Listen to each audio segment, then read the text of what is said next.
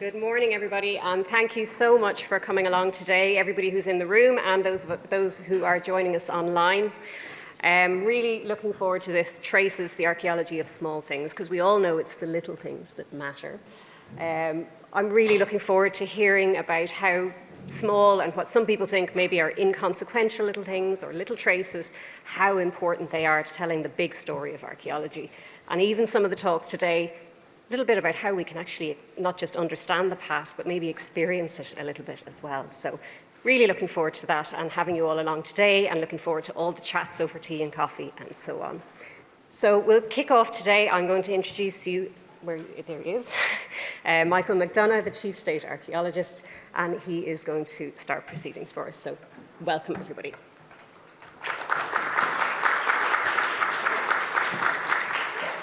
A very good morning, everyone, and as Sharon said, you're all very welcome both here in the beautiful Printworks and also those joining us online.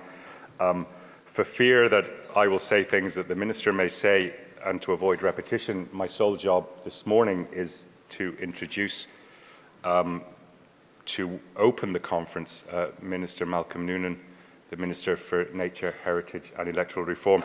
Without embarrassing our Minister, it's fair to say he's an extremely popular one by all those in the heritage sector across Ireland. During his tenure over the last number of years, he has done for heritage what, in my own professional view, no other minister has done probably in the history of the state.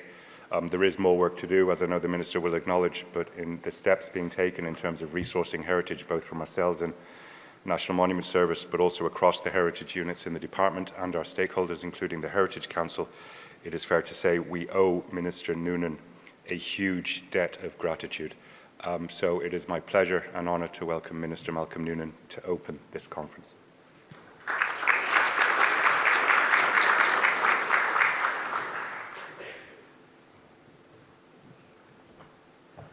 Tíomh go léir maidin, cóide agus fáilte isteach sud óna dtíontóg seo agus caiisián balla hacia agus tíomh siúd atá brathnú ar líne.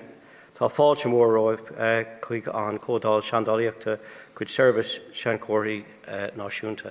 Good morning, everyone, and good morning, everybody joining us online here at the Printworks, the wonderful venue that it is, and at the 7th National Monuments Service Archaeology Conference. And as was the intention all the years ago, we do feel that we've established this event as a really key calendar event and one that we look forward to in the archaeological calendar every year. So it is firmly established. I think it's my 4th conference to open and a great privilege to be here with you as well. I just want to again just to acknowledge the quality of the outputs of this conference, and really just built up a fantastic body of work from the papers in past conferences. It's just really very important. And again, just to thank all of our expert speakers and the session chairs for today for sharing all of your expertise and your time and your passion and your enthusiasm for your work. I just wanted to say a huge thanks as well to Una, to Sharon and the team in Archaeology Ireland for putting together another really wonderful conference programme. So I also want to acknowledge and thank our OPW colleagues here in the castle for the use of the hall, as they say. I just understand that this venue won't be available next year because of the works that will need to take place to prepare us for Ireland's hosting the presidency of the European Union in 2026. But so we'll have to look for a new venue for next year. But I might not be here either yet next year, but we'll see about that. So as the election does draw near, I want to take the opportunity, and again, thank you, Michael, for your kind words, but also to thank all of my colleagues in the National Monument Service. It's been an absolute honour just to work with you and to support you over the last 5 years as Minister, and to support a vision not just for our archaeological heritage, but for heritage generally. I really have, I've had a ball, that's the truth of it. It's been a fantastic 5 years just travelling the country and visiting all the projects and meeting amazing people, communities out working for their heritage, their local heritage. There's been lots of conferences as well, book launches, exhibitions and visits to amazing monuments around the country, parts of the country I never thought I'd see. It's just been really wonderful. And all of them have really been wonderful, enjoyable, impactful events, and I know how important it has been for the communities that we visited as well. So, and again, thanks to Michael and Emer for and all of the NMS team for your amazing work and your friendship. And it's also been wonderful for me as Minister and for my colleagues in NMS to have the Community Monuments Fund available to support the owners and custodians of heritage properties. And that fund has just been truly transformative. We established it in 2020, there was over €27 million has been awarded since then to 617 projects across the country, supporting local authorities, custodians and supporting communities and supporting heritage skills and jobs and supporting heritage. And it's lovely as you do travel the country and you see the scaffold up around a round tower or a church, you're pretty sure that's a CMF project, and they've just been amazing. So CMF will open soon, for CMF 2025 will open soon, and we do hope that this will support about 140 projects into 2025. We have secured a fund of €8 million. That was a very modest fund in 2020, and I think it's great to have seen it grow so much. We've secured additional resources, staffing and funding over the last number of years. We're not there yet. I wish I could have done more. It's always been. I think you're pushing an open door when you're in government, when you're trying to tell the heritage story. Sometimes you have to make an economic argument for it, and I don't like to frame it in just that simple form, but I do think it's critically important that whoever is in this role from next year on, that they continue that trajectory. We started a very positive trajectory over the past 5 years. That needs to continue. It absolutely needs to continue. And I think that investment is paying huge dividends in communities all over Ireland.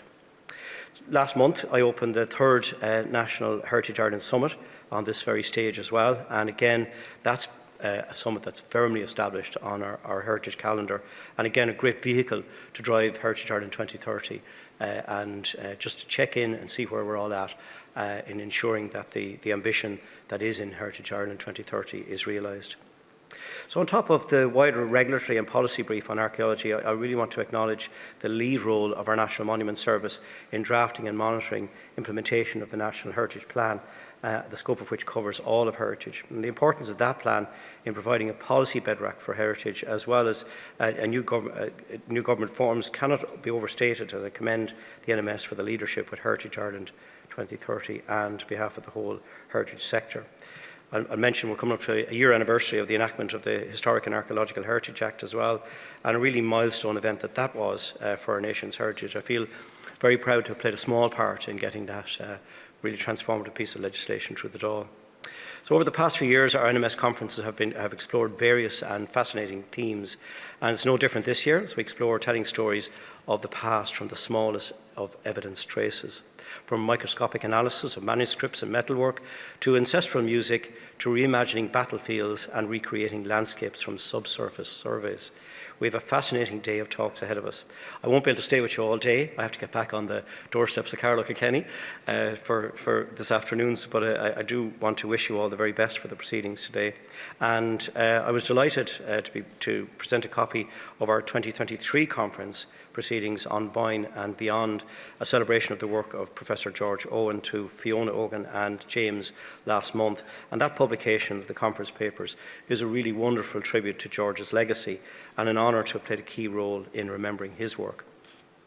And you'll be very soon be able to get your hands on this publication by Wordwell of last year's NMS conference proceeding, Imerica. Really, I just had a glance through it. It's a really beautiful publication. And again, a great synopsis of the proceedings from last year. It's brilliant to have this archive of material of these publications from previous conferences. I think it's fantastic. So I want to wish you all the very best in the proceedings again. As I said, I hope to be here next year in whatever capacity I am.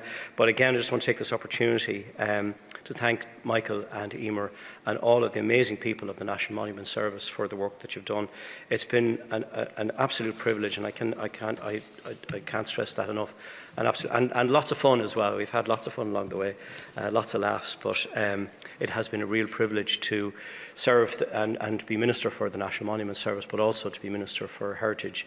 And I do hope I've left it in good stead as we move into a new cycle of government. So, Gurmila Mahagwib, and enjoy the proceedings today. Gurmila Mahagwib.